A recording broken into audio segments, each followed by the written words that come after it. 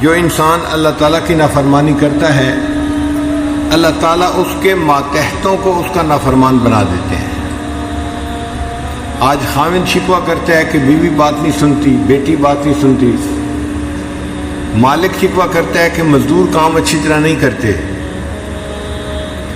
بنیادی وجہ ہم اپنے مالک کی نافرمانی کرتے ہیں، اس کے بدلے اللہ تعالیٰ ہمارے ماتحتوں کو ہمارا نافرمان بنا دیتے ہیں۔ فضیل بن عیاض رحمۃ اللہ علیہ فرمایا کرتے تھے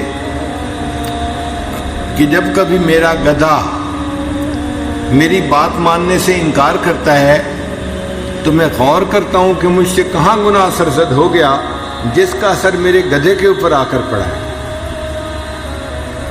تو آج جو اولاد کے شکوے کرتے ہیں نا، حضرت دعا کریں، بچے تو افلاطون بنے ہوئے ہیں، کوئی سننے کو تیار نہیں ہے بات، ہم اللہ کی بات سننے کو تیار نہیں، اولاد ہماری بات سننے کو تیار نہیں۔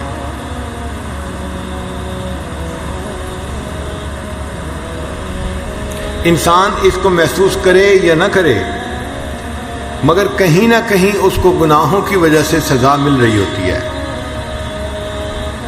بنی اسرائیل کا ایک عالم تھا، گناہ میں ملوث ہو گیا۔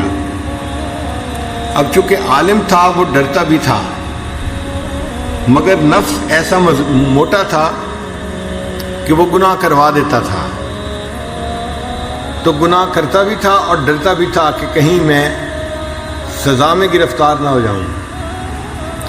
4-6 مہینے اسی طرح گزر گئے۔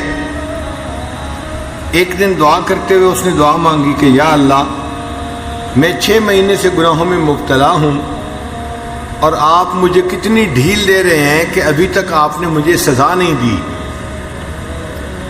تو اللہ تعالیٰ نے اس کے دل میں بات ڈالی کہ میرے بندے سزا تجھے مل رہی ہے، تجھے اس کا احساس نہیں ہے۔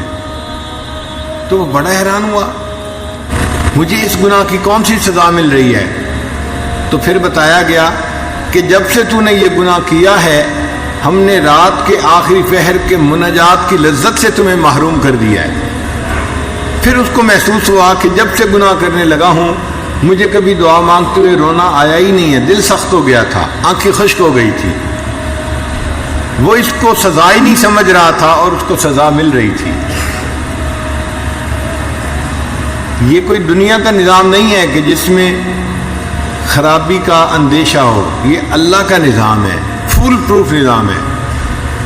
ہم نے دیکھا ہے کہ جن ملکوں میں قانون اتنا سخت نہیں اپلائی ہوتا وہاں پہ عوام شور مچاتے ہیں۔ کئی مرتبہ ہمیں امریکہ جانے کا موقع ملا تو جب ہم لاہور یا کراچی ایئرپورٹ پہ ہوتے ہیں نا تو مسافروں کے انداز ہی اور ہوتے ہیں،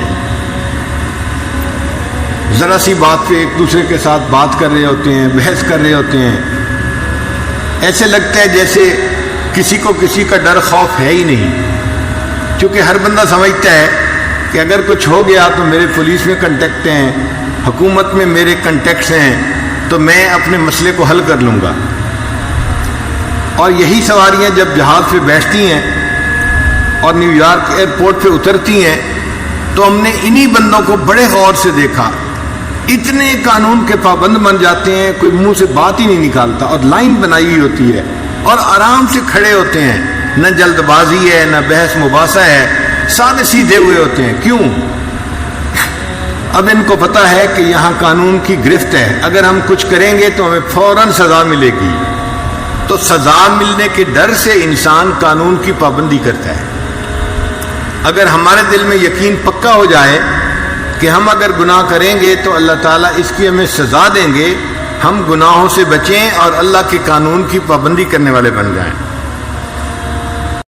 دنیا میں نہیں کچھ بھی ہنسی تیرے برابر ہے، کتنی کشش خانہ کعبہ تیرے اندر۔